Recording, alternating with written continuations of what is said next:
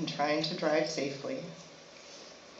I ended up calling Casey to tell her what happened to Daddy.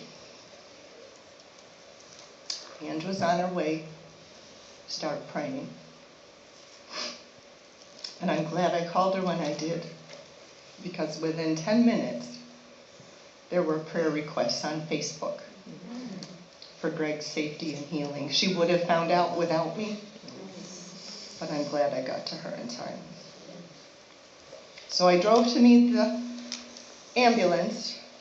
The helicopter was there, but Greg was still in the ambulance. And I climbed in the side door, and I was at his head. And I looked down his body. And his right leg was still attached, but it was laying next to his pelvis, not extending from it. And I knew that didn't look right. So I told him I loved him, and God was with us.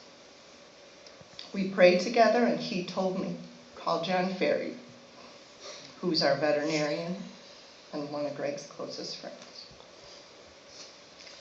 The flight nurse from the helicopter came in and examined Greg, and she said his stomach was firm. I am not a genius, but I know that means he was filling up with blood, and it was serious.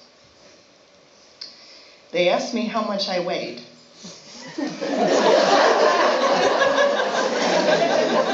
Don't they know you never ask a woman? I couldn't even answer. They asked Greg what he weighed, ripped off the answer. He knows that. So from my lack of response, they said I should ride in a car with family. And then I realized after that, didn't matter how much I weighed. They thought Greg was going to die on the way upstate. Hysterical wives in flying machines are not a good combination.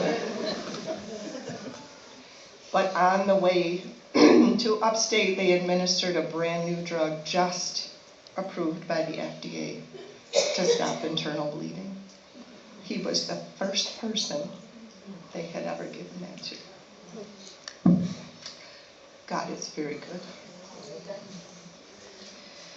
The helicopter left, and I met Ange and Casey in the Harley-Davidson parking lot. I was praying without ceasing, and in the car I prayed and called family and held Casey's hand and cried for the longest hour of my life.